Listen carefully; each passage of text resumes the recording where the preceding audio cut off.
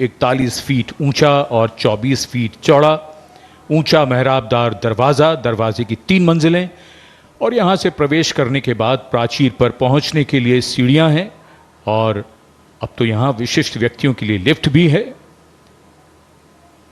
शाहजहां ने जब लाल किला बनवाया था तब यहाँ ये प्राचीर नहीं थी, इसे बाद में औरंगजेब ने बनवाया। इसी दरवाजे के ऊपर प्राचीर पर पहली बार सन 1947 में भारत का राष्ट्रीय ध्वज, हमारा प्यारा तिरंगा फहराया गया था 16 अगस्त 1947 को।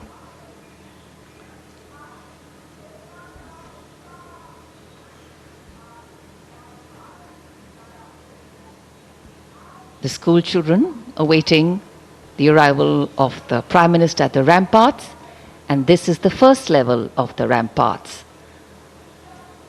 The Raksha Mantri, the Raksha Rajya Mantri, the 3 service chiefs and the CDS greet the Prime Minister as is tradition. In fact, today we do more than just observe tradition and ceremony. We momentarily pause and reflect on the true meaning of words that keep punctuating our conversations on every 15th of August, freedom and independence. Words that seem fairly straightforward in their meaning, but are highly nuanced in reality and real life. The endeavor of all governance, policies and programs is to ensure that these values are lived socially, financially and physically. में संपन्न हुए Paris Olympic खेलों में देश को पदक दिलाने वाले वे यशस्वी खिलाड़ी जिन्होंने भारत का परचम फहराया और देश का नाम रोशन किया।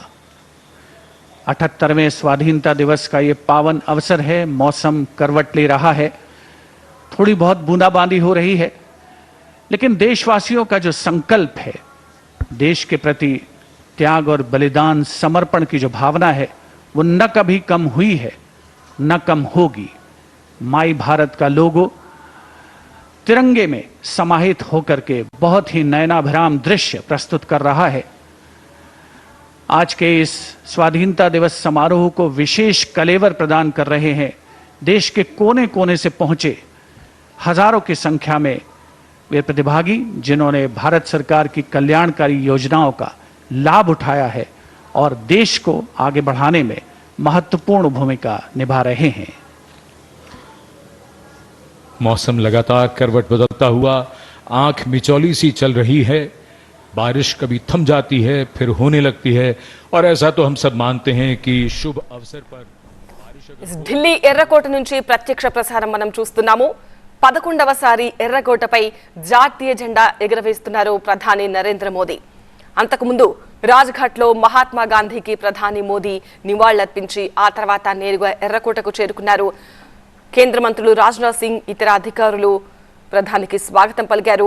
త్రివిధ దళాల గౌరవ వందనం స్వీకరించారు ప్రధాని మోదీ। స్వాతంత్ర వేడుకలకు ముందు దేశ విభజన నాటి గాయాలను గుర్తు చేసుకున్నారు ప్రధాని మోదీ, అమిత్ షా।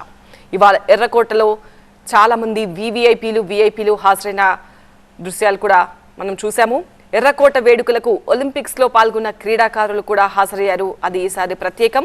స్వాతంత్ర దినోత్సవ ప్రసంగాల్లో ప్రతిసారి ఒక కొత్త నినాదాన్ని ఎంచుకుంటారు ప్రధాని నరేంద్ర మోదీ।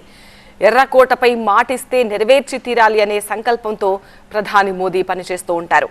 ఈసారి దేశంలోని 6000 వివిధ రంగాలకు చెందిన విశిష్ట అతిథులను కూడా ఈసారి ప్రధాని మోదీ ఎర్రకోటలో జరుగుతున్న స్వాతంత్ర దినోత్సవ వేడుకలకు ఆహ్వానించాలని ఆదేశించిన నేపథ్యంలో చాలా మంది అక్కడికి అతిథులు వచ్చిన దృశ్యాలు కూడా మనం చూడొచ్చు। మనం ప్రత్యక్ష ప్రసారం చూస్తున్నాము। ఎర్రకోట మొత్తం రంగులమయంగా మారిపోయింది। ప్రధాని మోదీ మరి కాసేపట్లో అక్కడ జెండా ఎగురవేయబోతున్నారు। सर्वधर्म संभाव की स्वामी दयानंद सरस्वती का संदेश देता ये आर्य समाज मंदिर और लाल किले के बाईं ओर भोजला पहाड़ी पर बनी जामा मस्जिद। सारे जहां से अच्छा हिंदुस्तान हमारा। Absolutely. And national celebrations have this beautiful way of foregrounding really what we all have in common and eclipsing that which makes us different. And